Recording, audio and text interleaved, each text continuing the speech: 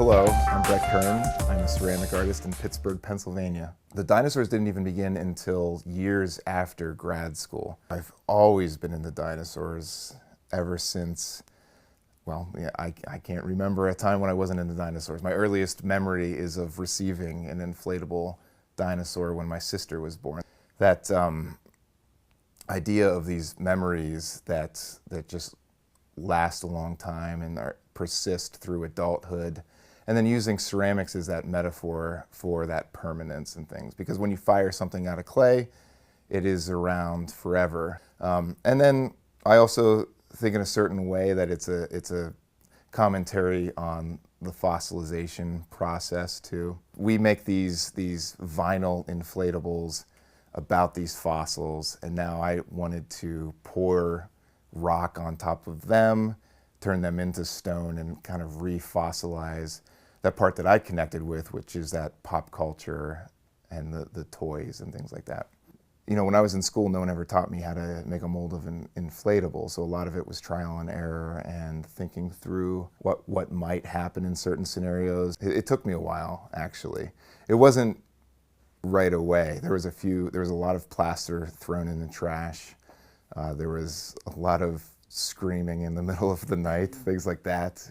I had to actually invent my own inflatables. So I had to like cut out the vinyl and glue it together and design them.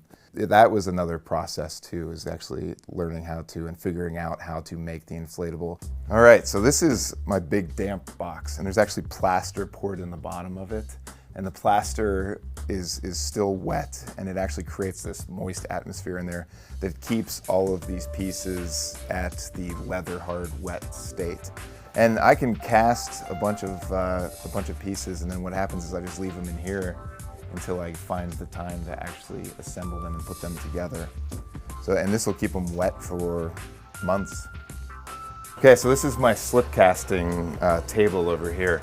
Basically, it's got all of these wooden dowel rods that go across it, and I can just fill stuff up on here with this casting slip, flip them over, and then all the slip will drain out. I've got my slip tank right here. Works just like filling up the gas, basically.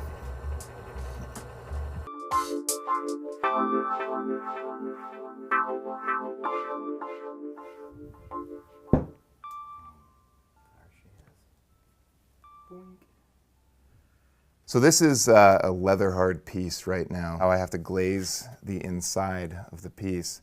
I'll go in there and I'll actually cut where all of the body parts are going to fit. And then this way, when I actually line it with glaze, that glaze will be able to flow in and out of all of those pieces, all those parts. It doesn't have to be much. And luckily, some of the molds over time, they disintegrate, and you have to spend a little bit more time cleaning them up, but this is still a pretty fresh, clean mold. So there's not too much cleanup involved with each piece, but I'll go in and just make sure everything's as perfect as possible. Yeah, and this, if I were to go over it too much with the sponge, you know, I would completely get rid of those wrinkles. You know, the more you go over, the more you wipe off, and the smoother it would be. So you just have to be pretty deliberate and gentle with the cleanup. And then of course the little arms right there. The famous tiny T-Rex arms. And then I just have a bucket here to catch all these scraps. And these scraps I can reuse if I feel so inclined.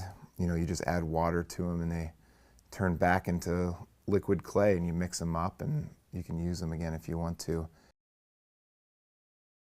All right, so this is just some of that liquid slip.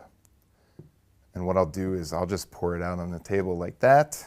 And you know, some ceramic artists, when they're connecting handles and everything, they have to slip in the score. When you're slip casting, all you do is you just dip it in the slip and you just stick it on there. Then I'll go in and just with a paintbrush clean that up. There we go. So there we go, he's standing now on his own. There's one last thing to do. I've got, of course, the tiny little clay plug. Stick it in the slip and just stick it right there.